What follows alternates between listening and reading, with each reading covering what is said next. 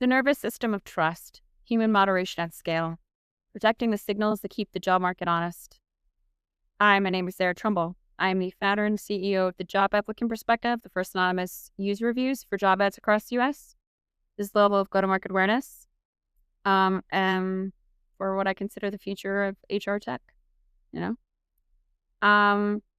the last several posts, I've been articulating my vision for the job applicant perspective in the future. And this part is meant to answer part of the question about moderation, how we approach it, how we think about it.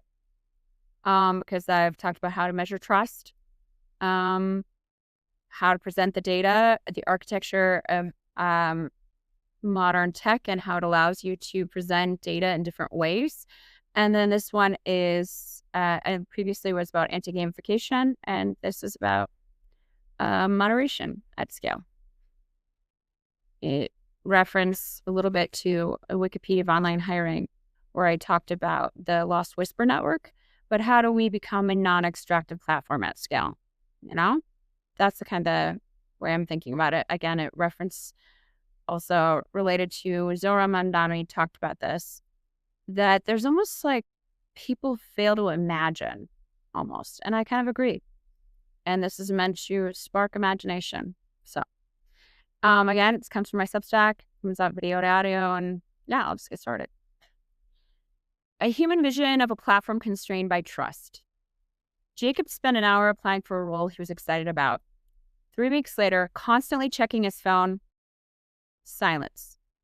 For him and millions like him, these tiny erasures add up. At the Job Applicant Perspective, moderators notice patterns like Jacob's before they accumulate into market-wide dysfunction. They're not janitors. They're the nervous system alerting the larger network of patterns arising in the data that deserve attention and consideration from the system and the users who rely on it. Most platforms treat moderation as cleanup. Someone breaks the rules, someone reports it, someone removes the content, repeat. That model assumes harm is loud, obvious, and rule-bound. Moderation at scale is a challenge into its own right, because in hiring markets, it almost never is.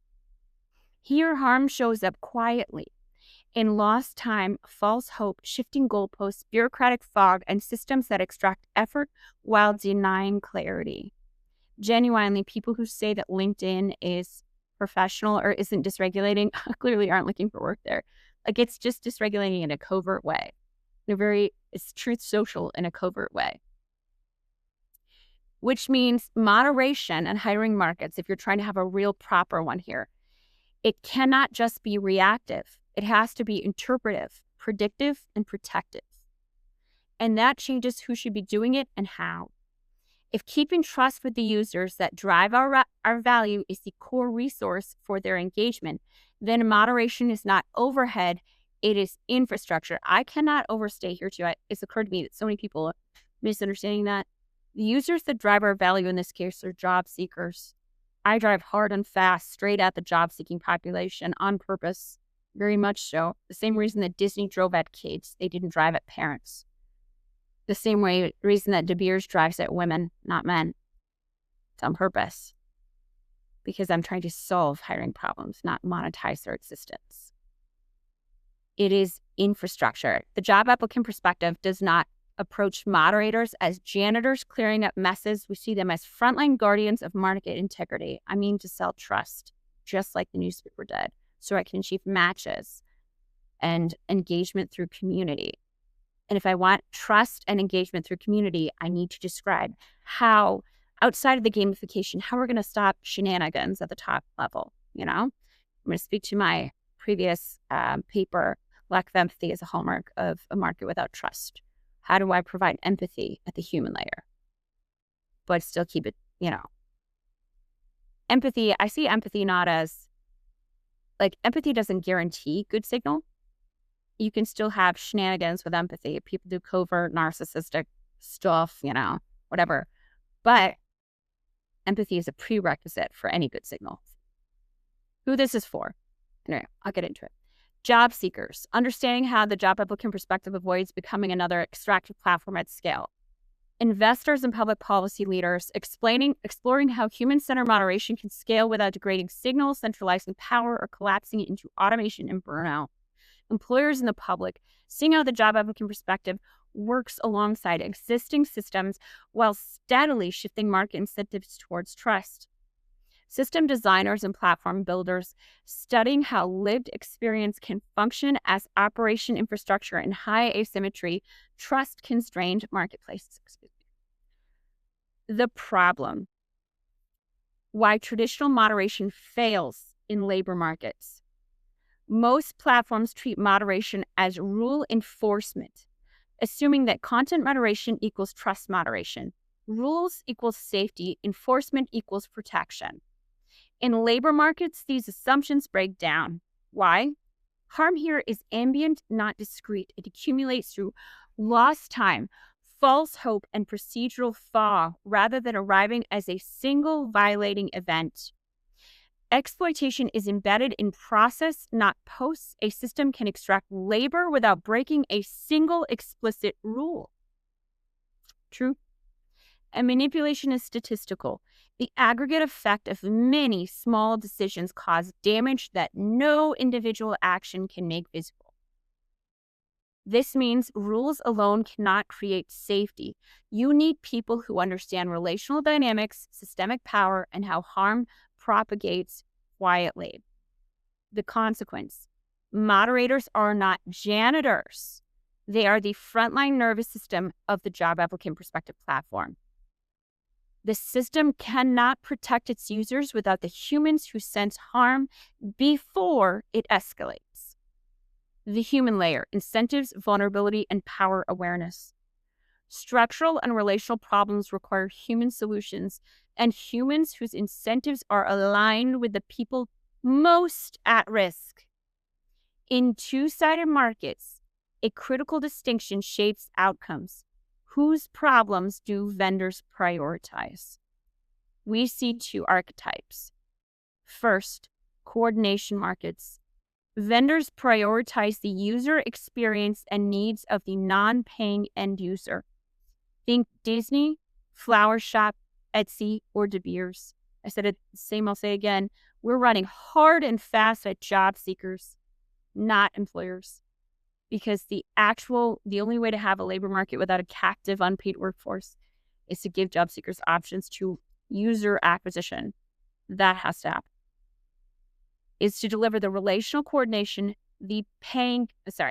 profit comes from improving the end user's experience, job seeker's experience, in order to deliver the relational coordination the paying customer purchased.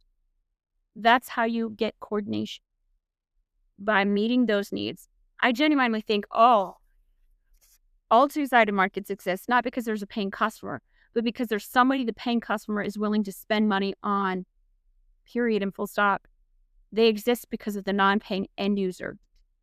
If the vendor wants to meet the paying customer's need in relational coordination, you have to meet the needs of the end user. But there's another type of two-sided market, identity market. Here, vendors prioritize the user experience and needs of the paying customer. Think red pill style dating coaches and their focus on high-value women. Profit from exclusivity and filtering low-quality matches. While the paying customer may desire relationship outcomes, in a two-sided market where profit revolves around exclusion, the product being delivered is actually identity. Think about what exclusivity is, but you're the right type of people to be on this side of the gate. Unlike its identity, unlike coordination markets where valuing the non-paying customer generates profit, in an identity market, the devaluation of the end user is the profit stream. It reinforces the superior position and identity of the paying customer. Filtering and exclusion drive value. You do not filter what's valuable, you filter what it profits you to devalue. This is profit. I'm not saying filters always are bad. I'm saying when the profit stream, like an ATS, billions made from excluding people, we're talking about an identity. Planned obsolescence for human connection. with identity reinforcement as the draw. Whether you view the online talent industry as centered on exclusion like the ATS systems or engagement like job platforms or recruitment firms, the baseline truth is the same. Either way, it falls into an identity market because it is centered around plausibly delaying access to employment for the job-seeking stakeholder. Again, I'm going to say this clearly. In a market where there's structurally non-existent user experience for half the stakeholders and well over 95% of its users, the only way to drive engagement is through delaying access to employment. That's it. That's the way. That's how you drive engagement. Delaying access to employment, which also is going to mean, because you delay access to employment, or you tell people how they're not doing it right yet, how they don't understand it. Be anxious about this. You don't understand this. Be freaked out about this. It's economic, like, abuse, and it is also like psychological abuse at some point. That's the only way to drive engagement when there's no user experience, when you're not allowed to care about it because of the culture, the professionalist norm. That's the only way to drive engagement is through psychological or economic harm to the job-seeking population. So whether you view them, the baseline truth is the same either way. It falls into an identity market because it's centered around plausibly delaying access to employment for the job-seeking user, aka economic and thus psychological harm to the job-seeking stakeholder they require is the profit stream for most of the online talent industry as identified in their own publicly available fiscal year reports around revenue generation. For example, Recruit Holdings, fiscal year 2022, HR technology for Indeed and Glassdoor, fiscal year 2022, $8.243 billion US dollars. Did they bring $8 billion in value to the job-seeking users that drove their value, or extract it from their unpaid time and attention? If we don't know, how is that not already the answer? In no coordination market is $8 billion allowed to be spent on gift cards to restaurants that can profit by serving customers empty plates. Genuinely, it's an identity market. And that also explains you only care about, people tend to hold themselves accountable to people within their identity group. Like, red pill men hold themselves accountable to other men. They don't hold themselves accountable to women. Like, people in different identity groups hold themselves accountable to people within their identity group. It's only people they feel as lowered on the ladder that are required to hold themselves accountable to the whole of humanity. This is an identity market. It explains why people aren't saying it. It's a one-sided, two-sided market.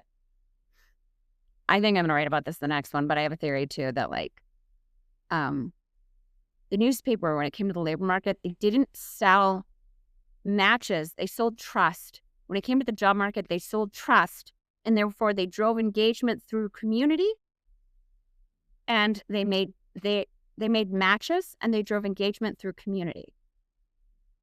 If you sell trust, the matches make themselves. If you sell matches, you actually produce identity. You actually produce identity. Identity for employers. You know, you're on this side of the gate. You're really special. You need this really important ATS system to only get the top 10% of candidates or whatever it is, you know? And, you know, you're very special. And, you know, they're just lazy, talent shortage, you know, skills gaps. What is that but identity signaling? And it's so painful, isn't it? That means you don't want to be on that side of the gate. You don't want to meet that identity, do you? You know? And for job seekers, the same. It's an identity signal. Oh, here's another badge for you. Like, here's another, like, credential for you to get. Here's a way to perform the right identity for the algorithm so you can get through. You end up performing for the person in the middle, not for each other. You produce identity signaling because you don't have trust. I think they sold identity. They sold matches, so they produced identity. If you sell trust, you produce matches.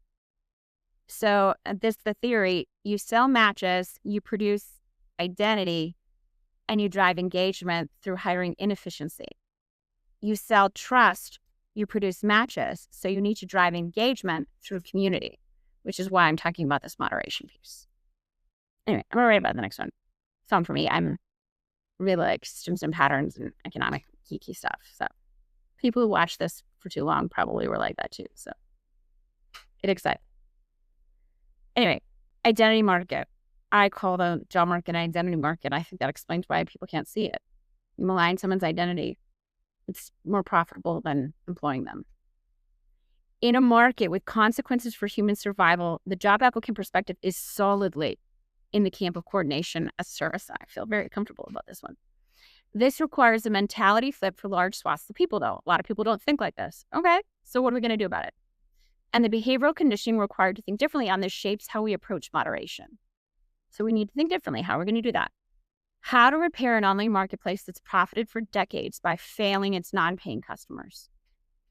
To achieve this, the job applicant perspective intentionally recruits from communities with lived experience of structural harm, survivors of domestic violence, long-term unemployed individuals, people of color, caregivers of the disabled, assault survivors, and minorities. This focus is not exclusionary. People from privileged backgrounds can succeed too. But it emphasizes embodied expertise that cannot be taught by manuals or software alone. Why this matters. People who navigate high power asymmetry develop pattern recognition that even credentialed experts often lack. They notice subtle shifts when bureaucratic language becomes a shield, when timelines are weaponized, when hope erodes quietly. This is not intuition, it is expertise built from experience. They also possess power literacy as a survival skill. They know the value of honoring power structure's utility without default trusting their safety in submitting to its whims. Privileged groups often honor power by dropping their reference frames and needs entirely. Disadvantaged groups have often had an embodied education in the danger of that approach. If you like Game of Thrones, think Tyrion Lannister versus Ned Stark. Both have care to do the right thing. One has more wisdom due to his disability. I'm part of the disability community. I mentioned it before. Brilliant, wildly adaptable people.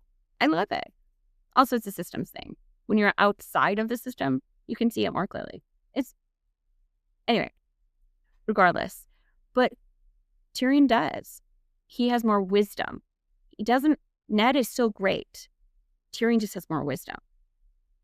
Now, nobody's perfect, but the structurally disadvantaged often understand where accountability hides and where harm is likely to go unseen. And they act with protective instinct, not rote compliance, because they remember. They see themselves in the victims, whereas privileged groups as a whole tend to identify as not ever having been victims, so they couldn't. It's not about a hierarchy of value. It's about education and experience, albeit one garnered in a way we don't always professionally recognize. I think of it like when I was lecturing still a few years ago, we were starting to have a couple, you could qualify for already having completed classes because you had worked for a few years, and so you could say that I already know X thing, like police or whatever it was, criminal justice stuff. And that's great. I think that's great. I think we need to consider embodied lived experience as a level of pattern recognition, a level of insight that brings value. Moderators are the platform's nervous system. Moderators succeed when the platform succeeds, protecting vulnerable signals, preserving trust, and maintaining signal integrity. Again, too, since these groups are so often overlooked, they have an embodied reason to want this tool. For them to be specifically chosen first for the dodgeball team, so to speak, for something innovative and crazy like this. I say crazy, but I'm recognize it's innovative. But they have a reason to want it to work. Disabled Harvard's hidden workers called it out. We're brilliant people. You guys would be lucky to have us. This disabled caregivers of the disabled. You'd be lucky to have us. Wildly adaptable people. You got yourself in people who experience structural harm. They're a bunch of MacGyvers. They're just MacGyvers of life. It's pretty great. So anyway, moderators of the platform's nervous system. They succeed when they protect vulnerable signals, preserving trust and maintaining signal integrity. Human network functions as both pattern detector and moral compass, not by moralizing, but because attention is focused where it matters most. Why this is hard to game. Traditional moderation is centralized. That means find the rule, exploit the rule, scale the exploit. All right. Excuse me. The job applicant perspectives moderation vision, like other aspects of the decentralized job market governance, is polycentric. I like Ostrom. I think she's right. So in the internet age, you don't want a single tap. You want a web of interconnected things. Different lived experiences, different threat models, different pattern detection styles, different emotional radars.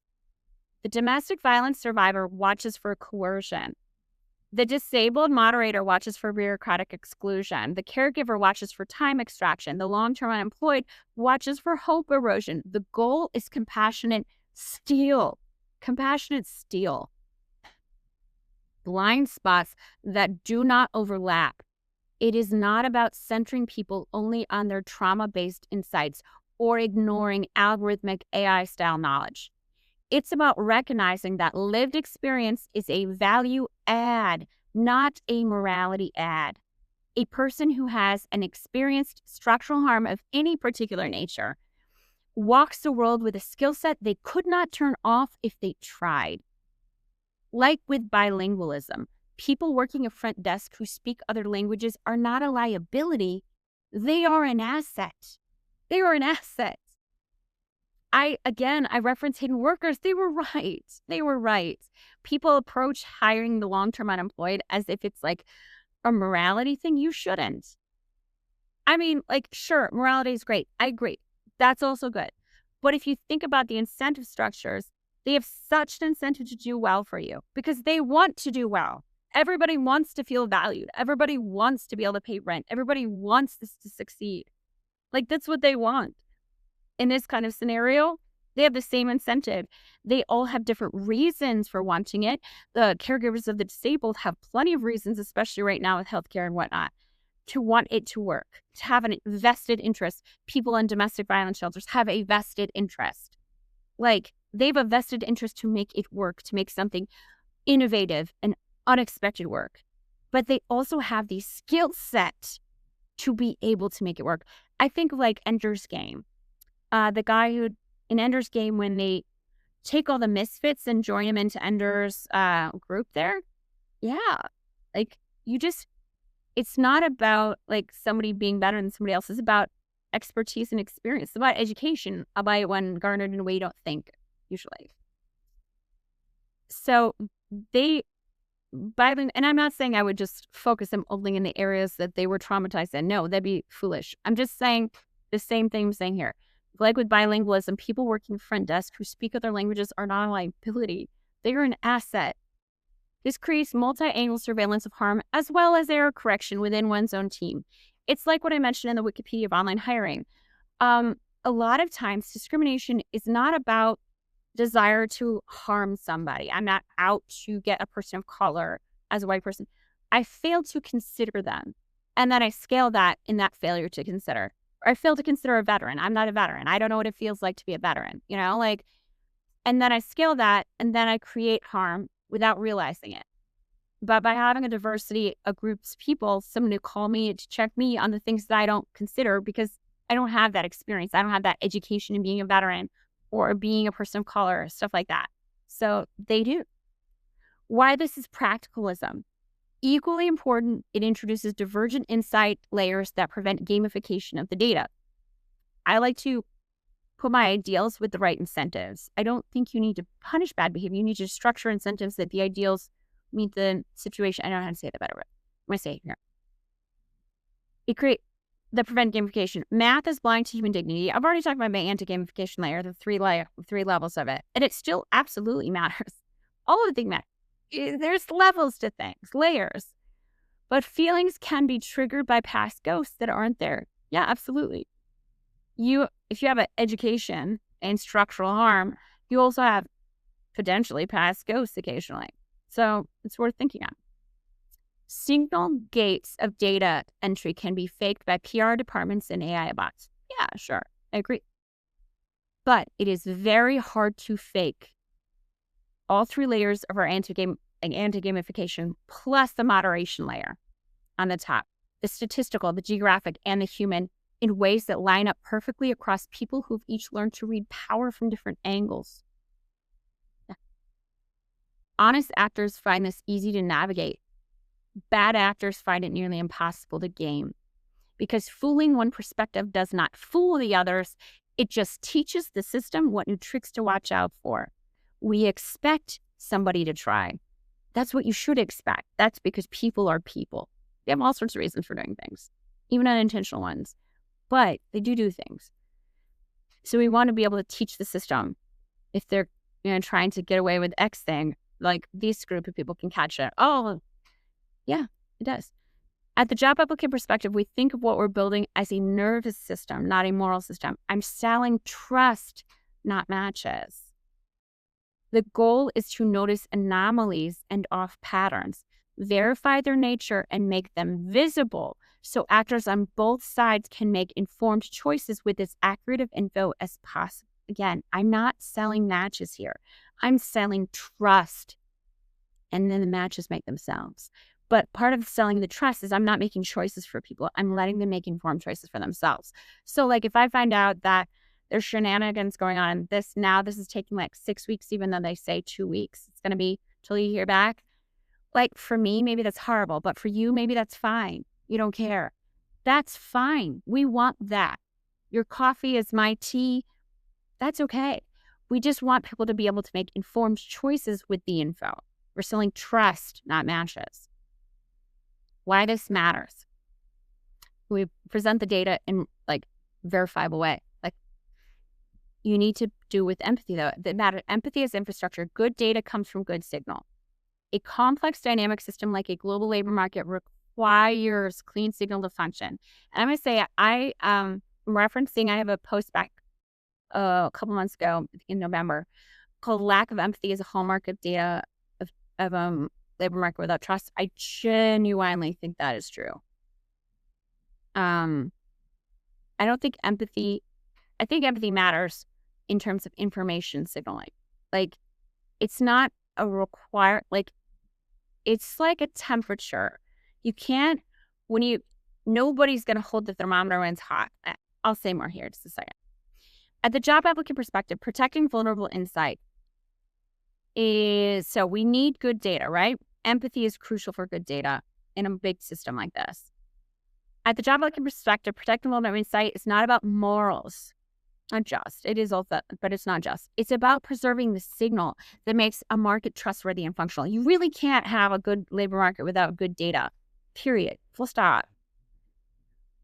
I just don't like bad incentives are, Technology is the pipes that let information be carried across vast distances. Empathy is the reason any humans put real data into them.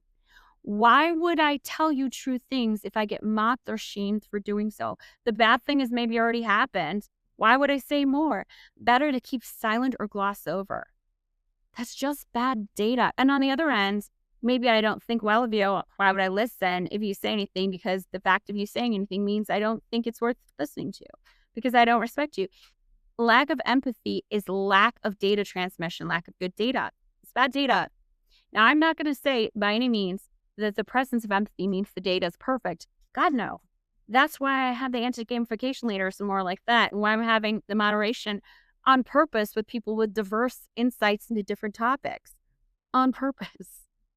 But empathy is a prerequisite. I'd say, like, if the thermometer is too hot, you can't put it in your mouth to test what your temperature is. Nobody's gonna put it in their mouth. Empathy needs thermometers at the right temperature. The thermometer can still be broken.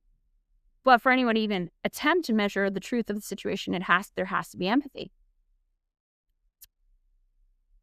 I'm going to say it in more a systems way. Efficiency without empathy leads to distorted data, false signals, false hierarchies, theater, not value. I mean to put my economic theories in practice here. Functional markets. Empathy leads to vulnerability, leads to honest signals, leads to trust, risk, and innovation. Collapsing digital markets. No empathy, erasure of witness, defensiveness, performance, no trust, system failure. Again, erasure of witness. We are building trust. We're selling efficient hiring solutions, so we're building engagement through community. So we don't erase witness. We make it present. That's the goal, for there to be witness. The goal for there to be insight. The goal for there to be a Wikipedia of online hiring and Google Maps of online hiring. We don't want to erase witness. We want trust. Trust, empathy, all the things, In other words, empathy acts as a data integrity function. It's information accuracy, information symmetry. One of the information asymmetry is lack of empathy. Protecting vulnerable signals preserves trust and functional decision-making. It's not the only thing. It's definitely one of the things. That's why I get people more sensitive to good things. Break signal integrity and the market decays, regardless of rules, enforcement, or platform logic.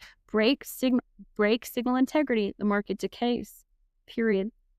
Empathy from the moderators is part of that. Consideration from the moderators is part of good signal. This is also why the structure is so defensible at scale. You cannot train lived experience. You cannot buy it. You cannot algorithmically simulate it. The cognitive diversity, pattern recognition, and structural insight that comes from this human layer is not replicable through capital alone. That's not just a value statement. That's a competitive moat. People said to me before, how that's going to scale over time. I mean, how many people can you find that have that experience? Are you kidding me? Harvard listed 27 million Americans who are long-term unemployed in the U.S. alone. That was definitely an undersell of how bad it is. So but it's at least that. Say, I don't know that for sure. I'm guessing that. But 27 million. Say we believe that for sure. At least 27 million in the U.S. It's far away. I don't need 27 million people to work for me. If I only just take from the long-term unemployed, I have more than enough people for ages. And there's all sorts of different sorts of structural harm. It's what I said about before. I want to try to meet different points there to try not scale bad ideas. So I put some references here: Resnick and Zackhauser, Granovetter, Ostrom. I apologize again if I butcher people's names. I learned by reading, not by hearing, so sorry.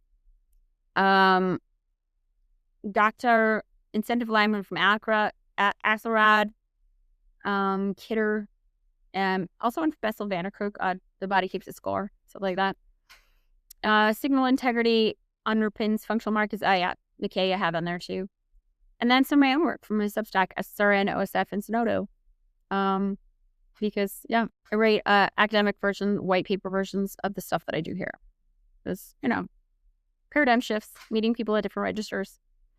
Each repository contains most of the aspects of the architectural systems theory work I've done in labor market economics. The goal is vetting and discussion and learning.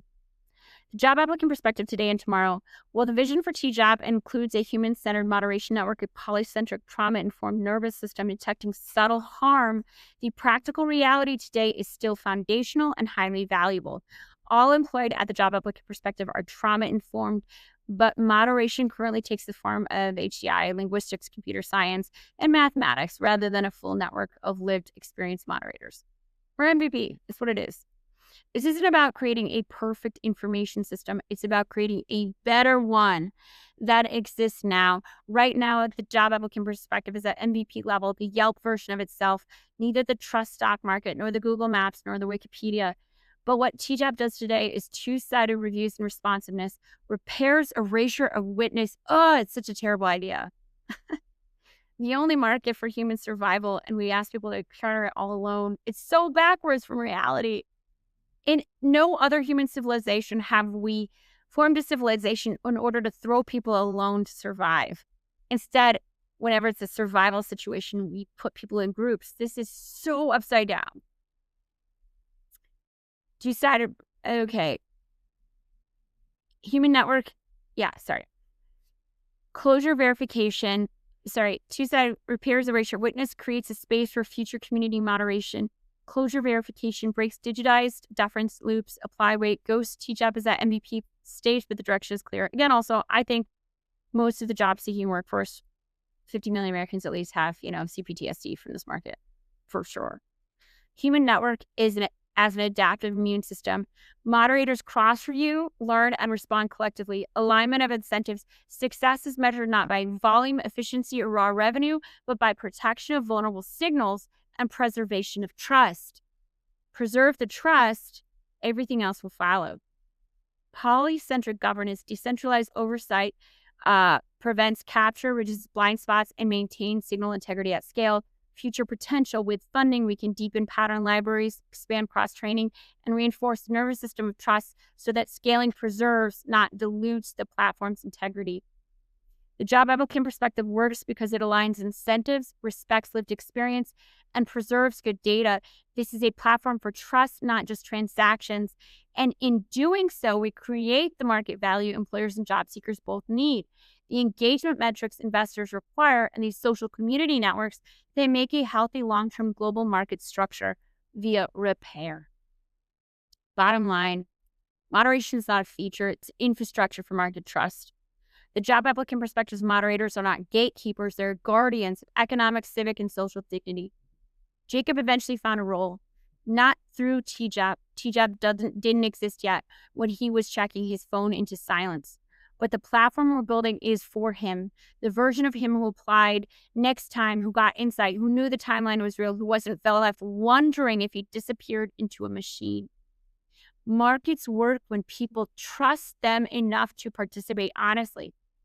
Jacob participating honestly, putting real effort, real hope, real time into an application is the signal the market needs to function. Protecting the signal is not charity. It's how you build something that works. Yeah, well, that's it. Sorry, it's a really long one. I think my next couple one can be about coordination versus identity markets. This is my original theory. I feel so audacious about some of this stuff, but I don't know how to stop it because in the end, like, I think of myself as a linguist of economics in a way. Like, instead of like top down, I have the right degrees. It's bottom up pattern recognition and applying systems theory to it instead of moving it through math and social science into. That's the idea. But I don't know. It's paradigm shifting times, I guess we're going with that. But coordination versus identity markets, those probably the next couple related to that because I think I'll make a case till the end of time about how the online hiring market for the last 2 decades has been an identity market since hiring went online. It lost labor market quality when it lost trust infrastructure for 95% of users. When harm to the job-seeking workforce is not a constraint on the profitability of talent vendors, harm to the job-seeking workforce, aka half the stakeholders and well over 95% of the users of the market, is not a constraint. It is not a labor market. It's an identity market. It's what it is. So we can't do that anymore. It's a bad idea. We win poorly. We shouldn't do that again. So yeah, that's the idea. Please like, follow, share, repost. I don't know, send me a comment and a thought. This is the idea. I want to talk about the future, the vision. You know, there's always room for growth and shift, but like this is the direction we're going. I think it's the future of the HR tech. So thanks. Have a good one.